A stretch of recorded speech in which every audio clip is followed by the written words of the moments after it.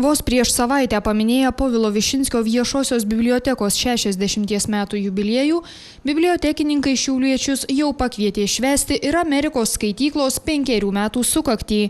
Kol kas vienintelio visoje Lietuvoje viešo Amerikos centro koordinatorė sako, kad ši vieta labai populiari ir gana dažnai lankoma. Amerikos ambasados Lietuvoje įsteigta skaitykla Šiaulių krašto skaitytojams esą turi daug ką pasiūlyti. Mes turim pakankamai plačią pasiūlą ir žurnalai, ir DVD, ir CD kolekcija, knygos, tiesiog kompiuteriai, kuriais galima naudotis taip pat. Be to, kad mes turime, kaip ir įprasta biblioteka, įvairius dokumentus, kuriuos galima išsinešti namus, mes organizuojame įvairiausius renginius, edukacinės programas, parodas. Tiesiog dirbame labai plačiai ir įvairiai. Skaityklos 5 metų gimtadienyje dalyvavo ir Jungtinių Amerikos valstijų ambasadorė Lietuvoje. Tai jau 3. ambasadorė aplankiusi Povilo Višinskio viešąją biblioteką nuo Amerikos skaityklos įkūrimo.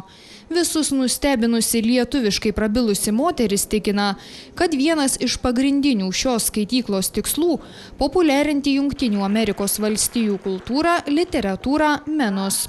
Pirmiausia, aš norėčiau pasakyti, kad aš džiaugiuosi, būdama čia šiandien Šiauliuose, šią svarbią progą, 5-asias metines American Center. Mes norime, kad čia būtų literatūra skirta bet kokio amžiaus žmonėms. Čia yra knygų vaikams, knygų paaugliams ir vyresniems žmonėms. Daugiausia tai leidiniai apie Amerikos kultūrą bei istoriją. 5. gimtadienio proga Amerikos centrui ambasada padovanojo net 2 didžiulės dėžes įvairių leidinių. Dar 100 grožinės literatūros knygų dovanojo ir šiuo metu oro policijos misiją Baltijos šalyse vykdantys amerikiečiai NATO kariai. Amerikos skaityklos koordinatorės teigimu, per 5 metus pavyko sukaupti nemenką kolekciją. Šiuo metu čia yra apie 1500 įvairių leidinių, knygų, skaitmeninių laikmenų. Aina Valčiukaitė, Tomas Mizgirdas, Šiaulių televizijos žinios.